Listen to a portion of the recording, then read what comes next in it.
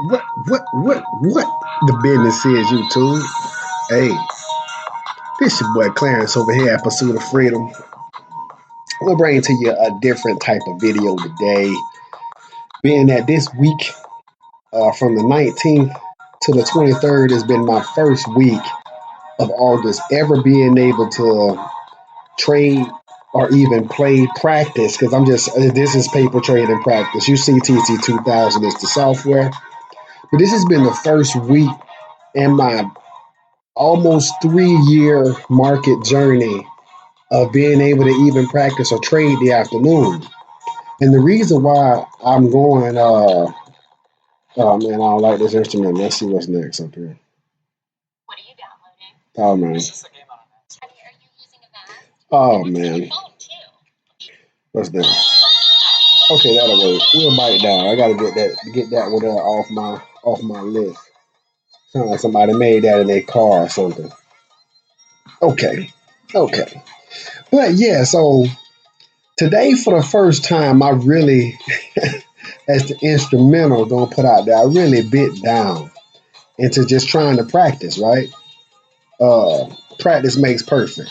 You know what I'm saying? This is just like flight simulation. There's a lot of people out there, a lot of traders out there that'll tell you not to practice this here, but I'm telling you right now, if you got the time, because my whole first year, the year 2017, I did not really paper trade practice. I don't know why. I'm a person who was in all kinds of sports. You know what I'm saying? Played wide receiver in high school, played a lot of basketball, ran track, was in band. Man, I did a bunch of different things, and you practice, practice, practice, practice, just like the flight simulation thought. Before a pilot can get behind the plane and fly a plane, they need to go through 1,000 hours in a simulator, because they ain't finna put one, people's lives at risk, and then two, that big ass heavy piece of equipment that's worth $1 million at risk with a person who has not practiced at all, right? So to avoid going over the 54, 55 trades I executed today, and like the beauty is, man, like of paper trading shows you the proper size that you need. Let me go by the time, right? Each of these positions you see right here, 25,000 share position there, not a share, but amount, dollar amount. $18,000 amount position, even though this stock was only in the 62 cents. And I was kind of hedging, meaning that I was getting in and getting out within a few pennies, just 2-3 cents at a time. My first trade of the day turned out to be a big loss. I'm going to talk about just a few of these trades. Let's look at the market for a second. So the market ended up with some confusion. There were some times throughout the day where I seen the market was up, where the Dow was up over $100 and something dollars. And then there was times during the day when I seen the Dow was down. You know what I'm saying? The Dow was down $100 and something dollars. So the market don't know what they want to do. So you got a doji candle on the Dow, and you got close to a doji on the S&P, close to a doji on the Wilshire. You know what I'm saying? But the Dow was the only one that closed higher. The other three indices closed just a touch lower. So I'm gonna talk about my big monstrous losing trades on the day, man, and I'm gonna talk about something else too. Now, today, today I executed my worst P&L in the whole time I've done this. There, this $7,715 loss was at 10:31 in the a.m. And then my second biggest loss in 36 months was a $4,550. That was at 2:56 in the afternoon. Both of them in the same stock, by the way. I mind you.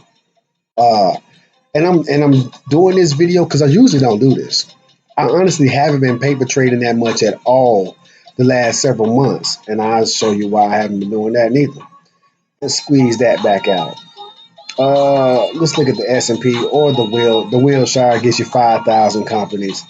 But 2016 October is when I found the market, right? Where I got back in touch with the market. I seen my first check doing the job, and I felt like, you know what, in order for me to get where I want to go in life, I'm gonna have to find something else.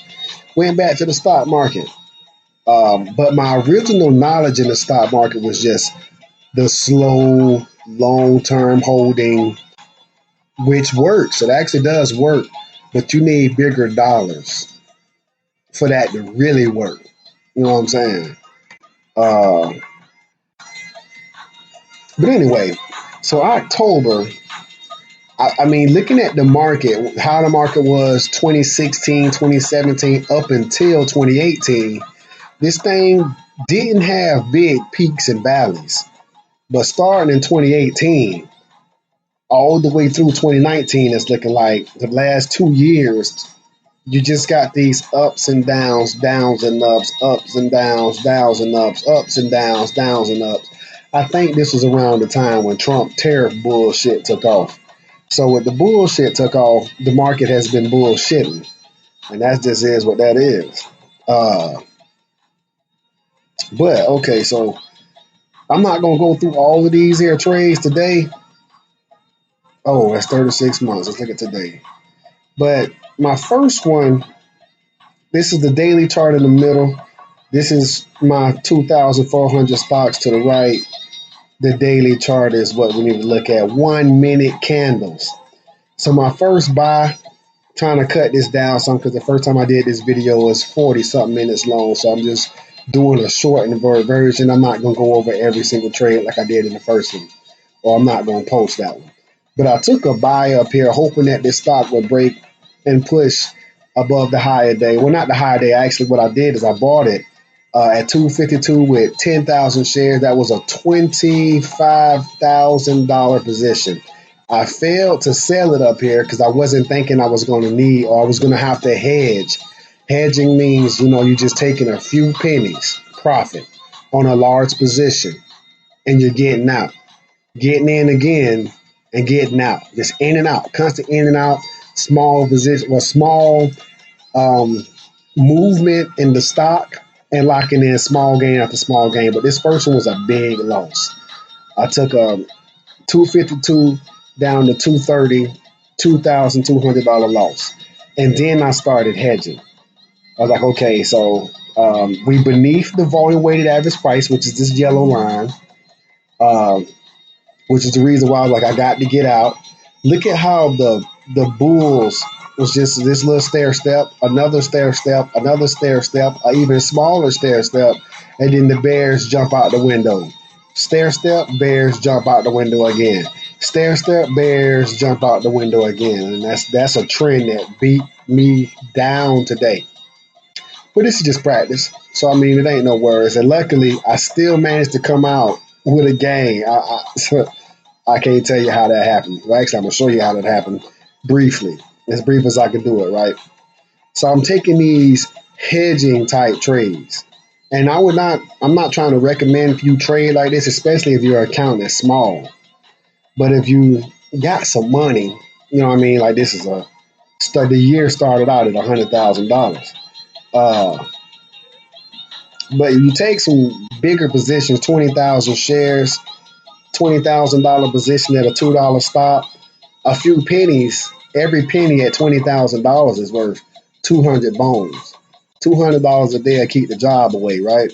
So, 233 in, 235 out. You see the P&L right there in that box of $400. And that was trying to start the comeback, right?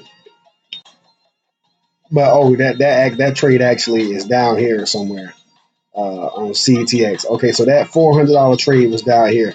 My next trade was on this TRNX, and I took a short position. I seen, like I said, the bull stair step, stair step, stair step, stair step, stair step, and I just took a big loss. So you know what? I'm a sell here. So I ended up selling the position, 30,000 shares at 62 cents. Still kind of hedging. The stock's price came down and it sat right on top of my 13 EMA. So I bought the cover, $600 gain, 30,000 shares. On 30,000 shares, every penny is worth $300. So right after I sold, I was like, you know what? We own the 13. I'm going to buy. I bought another 30,000 shares at 60 cents, sold it a few pennies later, and I'm trying to just get back this $2,200 loss. So I got two $600 gains, $1,200 of that money got back, right? And just short, small gains at a time, just little hedging, little hedging, little hedging. That might be hard to do with that actual that amount of money later on when I actually am trading with that kind of money. But you can just see every blue dot is a buy, every red dot is a sell. So I did this pretty much several times all day, and I'll show you. This is my NCH software debut. Um, I did 3 different trading sessions there. I'm actually kind of enjoying being able, and this the last video I did, but this thing 37 minutes long, so I don't want to post that. Um, my first trading session of the morning, hour and 16 minutes. The second one was an hour and 6 minutes. The third one at the end of the day was an hour and 21 minutes. So I was in front of the market about the hour or 3 hours and 45 minutes today, right? And I was just taking small positions, small positions. But this thing cracked beneath the VWAP, the volume weighted average price. And to me, a stock is dead at that point. So I left that alone. That's not guaranteed. And that doesn't mean you can't trade because you can also short off the VWAP. Anytime the stock gets close to the VWAP, you can sell and ride this bad boy down. Stock climbs again, gets close to the VWAP, sell it because it's not climbing back above it. So sell it and ride it on down. It's not a guarantee though, as I'll show you in a little bit, right? And that's the same thing with this here CETX. Like I said, it got beneath the volume weighted average price and it never really returned throughout the rest of the day. It never got back above it. And then there was NET, N-E-T-E.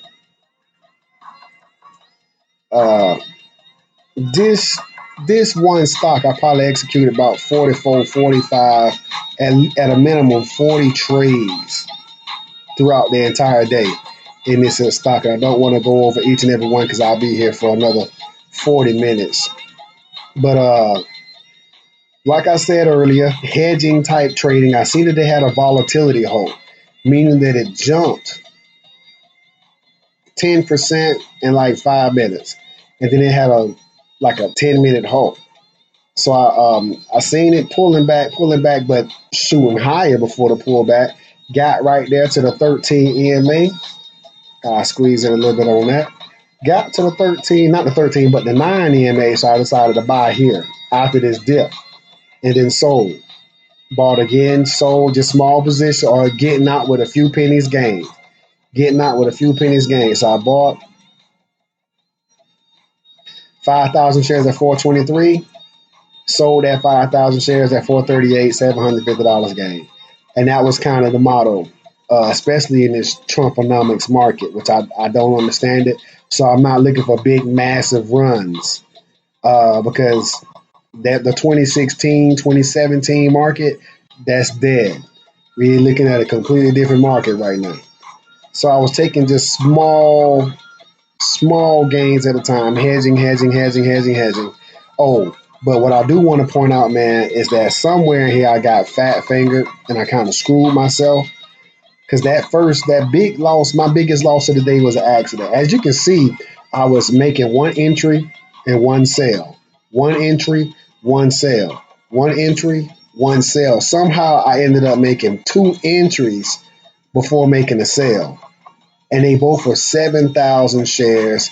7,000 shares. I bought 7,000 shares here, and I was trying to sell that 7,000 shares, but I didn't sell. I bought another 7,000 shares, and that ended up killing me because I'm looking back like, damn, how do I got 14,000 shares? How do I got 14,000 shares, man? I'm looking at, right? But I entered an order to buy at 470. And I was trying to sell it at 477, but I ended up buying another 7,000 shares. My thinking is that maybe in the next couple of years I'll be trading with $25,000 to $35,000. So I'm trying not to enter positions any bigger than that. But now I got a $60,000 position. And then I screwed up too because you see all my orders in here except for this one on Lululemon, because Lululemon is a $181 stock. But I went to sell and I didn't change my quantity to 14,000 shares. At this point, I'm like in panic as if this is real money. Like, oh shit, how the hell I got 14,000 shares? And I'm trying to sell that at 474 to try to get break even on the trade. I end up selling just 100 shares. So I'm thinking I'm out the position, and then this big old tank happened. And then I look up here and my PL numbers are starting to go up. I'm like, oh shoot, I'm still in this goddamn thing, man. What the hell?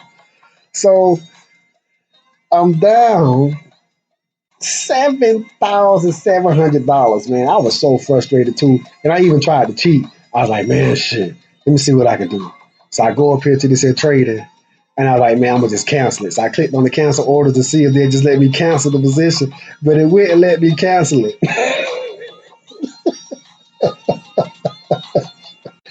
Heck yeah, I was trying to cheat right quick. How long have I been? Yeah, I'm at 15 minutes already. But I was trying to cheat right quick and just cancel the order, but it wouldn't let me cancel. So the first time in my even just practicing, I took a monstrous loss, 7,000 shares. And I usually don't even show these videos. You know what I'm saying? This is really just for me to keep my record, to analyze my own data, to see where I can improve. You know what I'm saying? And stuff like that, to see how I can get better, so that when I do have the right amount of money, I'm just growing capital. Then I can get out here and try to teach people and show people how they can do this too. But then so I jumped right back on the bandwagon after losing that $7,714. And I just take small position after small position.